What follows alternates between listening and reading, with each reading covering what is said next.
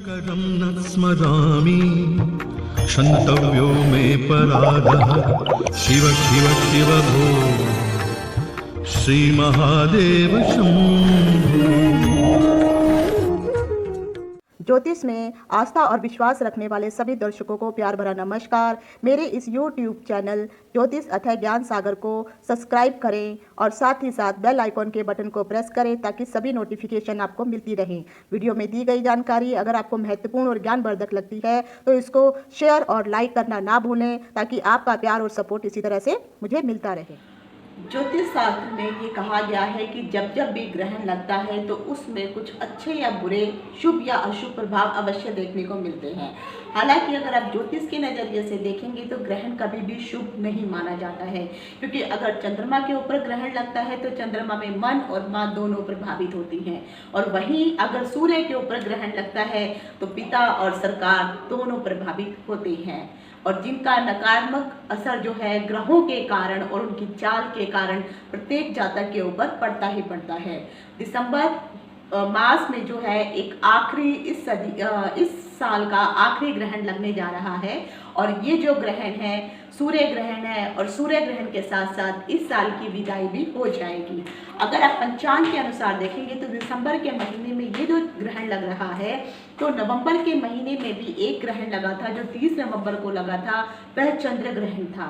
शास्त्रों में कहा गया है कि 15 दिन के पश्चात अगर 15 दिन बाद फिर से कोई ग्रहण आ जाता है तो ये ग्रहण शुभ नहीं माना जाता है, क्योंकि अगर आप महाभारत काल के समय में भी देखेंगे तो 18 दिन का महायुद्ध चला था और उस समय दो ग्रहण लगे थे जो 15-15 दिन के पश्चात लग गए थे।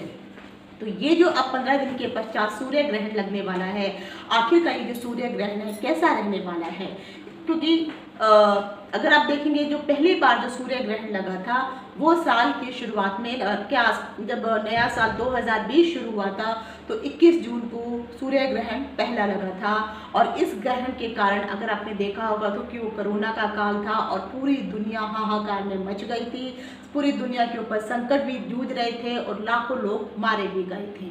तो इस बार का ये जो ग्रहण लग रहा है ये कोई नॉर्मल बहुत बड़ा ग्रहण नहीं है। हालांकि देखा जाए तो खंड ग्रास सूर्य ग्रहण लगने वाला है, और इस ग्रहण के कारण बहुत सारी राशियां प्रभावित होने वाली हैं।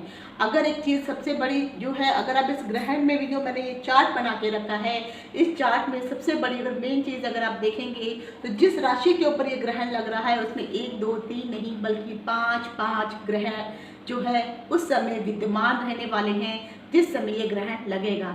तो आखिर दिसंबर के महीने में जो ये ग्रहण लगने वाला है कब लगेगा, इसका समय क्या है, तिथि क्या है, कौन सी राशियों के ऊपर लगेगा, कौन सी राशि पे लगेगा, कौन से नक्षत्र पे लगेगा, कितने बजे लगेगा, और सभी राशियों के ऊपर इसका क्या शुभ या अशुभ प्रभाव पड़ने वाला है, इन सभी चीज़ों की जानकारी लेकर के मैं डिम्पल शाह निकलिया ज्योतिष अथय ज्ञान सागर के माध्यम से अपने सभी नए और पुराने दर्शकों का हार्दिक स्वागत करती हूँ।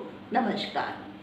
2020 में अगर आप देखेंगे तो कुल 1 2 3 नहीं 6 ग्रहण लगे थे, जिसमें से 4 चंद्र ग्रहण और 2 सूर्य ग्रहण थे। सूर्य ग्रहण है तो इसमें से अगर आप देखेंगे तो ऑलरेडी 5 ग्रहण लग चुके हैं, और 14 दिसंबर को अगर आप देख रहे हैं तो सभी इस साल का आखिरी चंद्र ग्रहण लगने वाला है। ये जो चंद्र ग्रहण है आपको ये आखिरी सूर्य ग्रहण लगने वाला है। ये जो सूर्य ग्रहण है आपको दक्षिण America, south Africa, Atlantic, Hind महासागर, पैसिफिक और प्रशांत महासागर आदि इलाकों में आपको दिखाई देने वाला है। भारतीय समय के अनुसार अगर आप इसका समय देखते हैं तो क्योंकि सूर्य उस दिन जो है ग्रहण शुरू हो रहा है, उस दिन अगर आप देखेंगे तो 14 दिसंबर है, और 14 दिसंबर को सोमवार की तिथि है, और क्योंकि ये ग्रहण हमेशा सूर्य ग्रहण अमावस्या के दिन लगता है तो उस दिन अमावस्या भी है। तो सबसे बड़ी मेन चीज़ देखने वाली ये है क्योंकि ये जो सूर्य ग्रहण लग रहा है सोमवार अमावस्या के दिन, जिस दिन सोमवती अमावस्या आती है। हालांकि देखा जाए तो बहुत कम है जो सोमवती अमावस्या देखने को मिलती है, और इस दिन सोमवती अमावस्या के दिन बहुत ही पूजन पाठ किया जाता है, और स्पेशली पितरों को जो है अन्न जल अर्पित भी किया जाता है। तो क्योंकि उस दिन सोमवती अमावस्या है और जिस दिन ये ग्रहण हो रहा है उस दिन भी सबसे स्पेशल बात ये है कि सूर्य भी अपना राशि परिवर्तन कर रहे हैं। वो अभी वृश्चिक राशि में ही घूम रहे हैं और वृश्चिक राशि से अब वो जो थे 14 तारीख को जो है वो धनु राशि में चले जाएंगे। तो उस दिन उनकी 14 तारीख को जो है सूर्य की संक्रांति भी है और जब वो धनु में प्रवेश करेंगे, गोचर करेंगे, तो उनकी वो धनु की संक्रांति हो जाएगी। जब जब भी कि सूर्य एक राशि से दूसरे राशि में परिवर्तित करते हैं तो उसे हम संक्रांति कहते हैं। और जिस दिन ग्रहण लग रहा है उस दिन धनु संक्रांति भी है और इसका भी बेहद असर पड़ने वाला है 15 तारीख को, क्योंकि 15 दिसंबर के दिन जो है धनु संक्रांति पड़ रही है। और ये जो ग्रहण लग रहा है, अगर आप देखेंगे तो ग्रहण जो है वृश्चिक राशि के ऊपर लग रहा है और नक्षत्र जो है ज्येष्ठा नक्षत्र है। ग्रहण जो शुरू हो रहा है वो 14 तारीख को 7:03 शाम के समय ये शुरू होने वाला है और इसका जो समापन है उसी दिन सोमवार की रात्रि को, तो अगर आप कहेंगे 12 बजे के बाद 15 तारीख हो जाती है तो 12:23 में जो है ये ग्रहण समाप्त हो जाएगा। और इस ग्रहण की कम से कम कुल अवधि अगर आप देखेंगे तो 5 घंटे 20 मिनट की ये अवधि बताई जा रही है। और हालांकि संक्रांति होने के कारण जो है उस दिन जब ज्योतिषीय गणना के अनुसार भी अगर आप देखेंगे, क्योंकि इस साल का अंतिम ग्रहण पड़ रहा है जो वृश्चिक राशि के ऊपर है, तो आखिर ये वृश्चिक राशि का जो खंड ग्रहण पड़ रहा है इसे खंड ग्रास सूर्य ग्रहण कहने वाले हैं। क्योंकि हालांकि ये जो ग्रहण है भारत में जो है नहीं दिखाई देगा, क्योंकि उस समय जो है यहाँ पे रात हो चुकी होगी। तो जो मैंने देश अभी बताए हैं जहाँ पर दिन होगा उन्हीं को ये ग्रहण ज़्यादा प्रभावित करेगा। लेकिन इसका अर्थ ये नहीं है कि उनका असर हमारे ऊपर नहीं पड़ने वाला है, क्योंकि ब्रह्मांड में जो भी कोई घटना होती है उसका शुभ या अशुभ असर पृथ्वी पर रहने वाले सभी जातकों के ऊपर पड़ता है। हालांकि रात्रि का समय होने के कारण भारत में इसका कोई असर नहीं होगा, इस कारण जो है इसका सूतक भी नहीं मनाया जाएगा। इसके पश्चात अगर आप देखेंगे तो 2021 में फिर आकर के तब भी आपको 2 सूर्य ग्रहण ही देखने को मिलेंगे, जिसमें से जो पहला सूर्य ग्रहण होगा वो 10 तारीख को यानी 10 जून को और दूसरा जो है 14 दिसंबर को फिर से आपको भारत में जो है 14 दिसंबर को पड़ेगा। और ये जो ग्रहण होंगे ये आपको भारत में दोनों ही ग्रहण दिखाई देंगे। अब आ जाता है कि मैं राशि के आधार पर मैं टोटल आपको बता दूं। ग्रहण से संबंधित बहुत सारी बातें हैं जो आप अच्छी तरह से जानते हैं। तो हालांकि जो भी गर्भवती महिलाएं हैं उनको मैं इतना ही कहूँगी कि जो भी प्रिकॉशंस लेने होते हैं आप सबको लेने चाहिए। ग्रहण के समय पूजा पाठ का महत्व होता है, तो आप सब जितने भी ग्रह अलग अलग राशि के जितने भी जातक है ग्रहण के समय पूजा पाठ जरूर कीजिए और जिन कार्यों को मना किया जाता है उन कार्यों को ना करें। अब राशि के आधार पर अगर आप देखेंगे तो वृश्चिक राशि है, वृश्चिक राशि में चंद्रमा है। तो चंद्रमा जब भी वृश्चिक राशि में होता है चंद्रमा नीच का हो जाता है।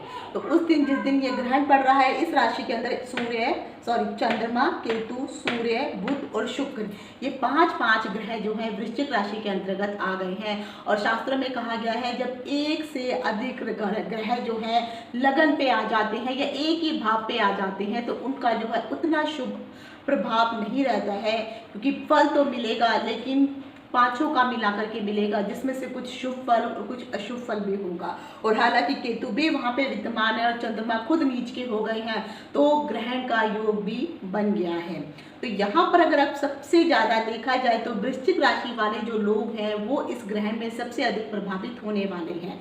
और शास्त्रों में कहा गया है जब एक ग्रहण के बाद दूसरा ग्रहण लगता है तभी जाकर के पहले ग्रहण का जो असर है वो समाप्त हो जाता है। और जैसे मैंने कहा है कि ग्रहण की कुल अवधि 5 घंटे 20 मिनट है, तो 5 घंटे का अर्थात अब 1 घंटे का 1 महीना मान के चलिए तो कम से कम 5 महीने और 15 या 10 दिन का समय आप ले सकते हैं। आपको बहुत ही अधिक सतर्कता बरतने की ज़रूरत है। ये सभी राशि वालों के लिए है और आगे भी मैं बताऊंगी कौन सी राशियों को ज़्यादा सावधान रहना है। लेकिन स्पेशली जो लोग वृश्चिक राशि के ज्येष्ठा नक्षत्र में पैदा हुए हैं उन लोगों को आने वाले 5 महीनों में बहुत अधिक सतर्क रहने की ज़रूरत है। सरकार से संबंधित जो है कोई भी कार्य है उसमें हमेशा आपको जो है कुछ अड़चन आती रहेगी, क्योंकि वृश्चिक राशि में जो सूर्य ग्रहण लग रहा है इस राशि के जातकों को बहुत अधिक परेशानियों का सामना करना पड़ सकता है। आपका सूर्य कमजोर होगा जिसके कारण आपके मान सम्मान में कमी आ जाएगी। किसी प्रकार का आपको रोग भी लग सकता है क्योंकि आपका लगन पड़ता है और लगन में इतने सारे ग्रह आते हैं तो शरीर के ऊपर कुछ ना कुछ उसका गलत और दुष्प्रभाव भी पड़ता है। आपको आंखों से संबंधित या नेत्र से संबंधित कुछ परेशानी हो सकती है, पिता के साथ भी आपकी अनबन हो सकती है, पिता का स्वास्थ्य भी प्रभावित होगा और साथ ही साथ क्योंकि चंद्रमा भी वहीं पर है तो वहां पर भी अगर आप देखेंगे तो माता को भी कष्ट ना कहीं कष्ट होने जो है आपको कष्ट माता को भी दिखाई दे रहा है। और इस दौरान जो है आप वृश्चिक राशि के जितने भी लोग हैं कोशिश कीजिए कि आप यात्रा को ना करें और हो सके तो यात्रा को टाल दें। कोई बहुत ही ज़रूरी है तो एक अच्छा मुहूर्त या समय निकाल करके ही आप यात्रा करें। और सूर्य ग्रहण होने के कारण जो है उस समय कोशिश अगर आप करेंगे तो वो विष्णु भगवान का जो है जाप करिए, सूर्य के मंत्रों का जाप करिए और जितना जो भी आपको सूर्य के मंत्र आसानी से याद है या सूर्य की जो गायत्री याद है या विष्णु भगवान के जो भी मंत्र आपको याद है, आप सबको यही मंत्रों की आराधना करनी चाहिए। कोशिश कीजिए इन आने वाले 5 महीनों में आपको क्रोध से बचना होगा। क्यों? क्योंकि सूर्य भी वहीं पर है, केतु भी वहीं पर है, सूर्य अग्नि कारक ग्रह है और वहाँ पर देखिए ग्रहण लगा हुआ है तो आपके मन में जो है गुस्से की मात्रा बहुत अधिक आ जाएगी, शरीर में भी आपके तमस बहुत अधिक बढ़ेगा। तो इसीलिए कभी कभी आपको आपके शरीर में बुखार जैसा भी प्रतीत होने लगेगा। तो इन समय में आने वाले 5 महीनों में आपको बहुत ही अधिक सतर्कता बरतने की ज़रूरत है। अब आ जाता है कि आखिर और कौन सी ऐसी राशियां हैं जिनको थोड़ा सा और सावधान रह करके रहना चाहिए, क्योंकि ये जो ग्रहण जो पड़ रहा है अगर आप देखेंगे तो उसके बाद अगर आप देखेंगे तो यहाँ पर जो है वृष राशि आ जाती है। वृष राशि वालों के यहाँ पे क्योंकि 5 ग्रहों की दृष्टि जो है वृष राशि के ऊपर पड़ रही है और हालांकि अगर वृष राशि का शुक्र भी अगर आप देखेंगे तो वो भी यहाँ पर ही विद्यमान है। तो वृष राशि वालों को भी बहुत अधिक सतर्क रहने की जरूरत है। आपके दाम्पत्य जीवन में कुछ प्रॉब्लम हो सकती है, लेकिन ये आने वाले 5 महीनों में आपको सिर्फ सावधानी से सतर्कता से ही काम लेना है। धन संबंधी भी कुछ प्रॉब्लम हो सकती है, आपके पार्टनर के साथ भी कुछ अनबन हो सकती है, लेकिन सिर्फ 5 महीने का समय है। जैसे तैसे आप गुजारिए, ठंडे रह करके, शांत रह करके आपको ये समय व्यतीत करना है। उसके बाद अगर आप देखते हैं तो उसके बाद अगर जो कर्क राशि है अगर आप देखेंगे तो कर्क राशि वालों के लिए भी जो ये ग्रहण है ये इतना शुभ नहीं पड़ रहा है, तो आपको भी सतर्क रहने की ज़रूरत है। उसके बाद जो है तुला राशि वाले जो 12वें भाव में पड़ रहा है, आप लोगों के लिए ये ग्रहण शुभ नहीं है। 12वें भाव का जो ग्रहण जब भी होता है, क्योंकि कोई भी ग्रहण, इस शास्त्रों में एक बात बताई गई है कि जो भी एक राशि के, क्योंकि एक ग्रह को 2-2 राशियां प्रदान की गई हैं सिर्फ सूर्य और चंद्रमा को छोड़ के, तो जो भी ग्रह 12वें भाव में होता है वो तो 12वें भाव का प्रभाव ना दे करके वो अपनी दूसरी राशि का यानी आपको 7वें भाव का प्रभाव देगा। तो तुला राशि वालों के पारिवारिक जीवन में भी अनबन होने के चांसेस हैं, पर पार्टनर के साथ आपकी अनबन हो सकती है, जो भी व्यावसायिक पार्टनर होगा उसके साथ भी आपकी अनबन हो सकती है, कुछ गलतफहमियां भी उत्पन्न हो सकती हैं और उस समय जो है हो सकता है आपका पार्टनर आपको चीट करने की भी कोशिश करे। तो तुला राशि वालों को भी थोड़ा सावधान रहने की जरूरत है। और उसके बाद आ जाता है मकर राशि, क्योंकि मकर राशि भी अगर आप देखेंगे तो त्रिक भाव में बैठी हुई है, ये भाव भी शुभ नहीं माना जाता है। हालांकि क्योंकि शुक्र और गुरु जो है मकर राशि में उच्च भाव में आकर के बैठे हुए हैं, तो आपके लिए भी ये शुभ नहीं है ग्रहण, तो आपको भी बहुत अधिक सतर्कता बरतने की ज़रूरत है। और उसके बाद अगर आप देखेंगे तो मिथुन राशि और जो मेष राशि है, क्योंकि मेष में अगर आप देखेंगे तो मेष राशि के लिए भी कि यहाँ पर शत्रु, रोग, ऋण, रिपु का भाव आ जाता है और जो मिथुन राशि है उनके लिए ये मृत्यु का भाव आ जाता है। और बुध जो खुद है वो ग्रहण के साथ वृश्चिक राशि में बैठे हुए हैं, तो मिथुन राशि वालों को भी अपने सेहत की ध्यान रखने की बहुत अधिक ज़रूरत है। इस समय हो सकता है आपको जो है कुछ स्किन की एलर्जी वगैरह हो जाए, तो आपको अपने शरीर की को जो ध्यान रखने की ज़रूरत है। और ख़ास कर क्योंकि जो अष्टम भाव होता है आपके नाभि से नीचे और थाइस के ऊपर की जो प्राइवेट एरियाज होते हैं वहाँ को इंडिकेट करता है, तो वहाँ पर भी कुछ आपको एलर्जी की शिकायत हो सकती है, इंटरनल कुछ प्रॉब्लम हो सकती है, तो आपको वहाँ पर भी बचाव करने की ज़रूरत है। तो जो राशियों को मैंने बताया है, मंगल, मिथुन, कर्क, उसके बाद जो है तुला और मकर और वृश्चिक और वृष, तो इन राशि वालों के लिए अगर आप देखेंगे तो ग्रहण का प्रभाव कहीं ना कहीं अशुभ अधिक कर रहा है। तो आपको इन ग्रहण के समय जो है थोड़ा सा सतर्कता बरतने की ज़रूरत है। और बाकी की जो राशियां आ जाती हैं, अभी जैसे धनु राशि है, कुंभ राशि है, मीन राशि है और सिंह राशि है। हालांकि देखा जाए तो सिंह के ऊपर भी यहाँ पे भी देखो ग्रहण यहीं पे बैठा हुआ है, लेकिन फिर भी कहीं ना कहीं जो सिंह राशि वालों लोगों को के लिए भी देखा जाए तो नौकरी से संबंधित दिक्कतें आ सकती हैं। और खासकर जो लोग सरकारी नौकरी के लिए ट्राई कर रहे हैं या सरकारी किसी प्रकार के कॉन्ट्रैक्ट के लिए ट्राई कर रहे हैं, उनको भी मुश्किलें आ सकती हैं। और इस बार की जो अगर आप देखेंगे तो पूरे देश और दुनिया में जहाँ जहाँ पे ये ग्रहण दिखाई देगा, वहाँ की सरकारों में भी बहुत उथल पुथल हो सकती है, सरकारों में अनबन अवश्य हो सकती है। तो क्योंकि 5 ग्रह एक साथ मौजूद होने के कारण ये सूर्य ग्रह का जो प्रभाव है सभी राशियों के ऊपर अपना शुभ या अशुभ फल तो छोड़ के जाने वाला ही है। तो ये थे इस साल की अंतिम सूर्य ग्रहण की का फल कथन। आज यहीं तक। इति शुभम। नमस्कार।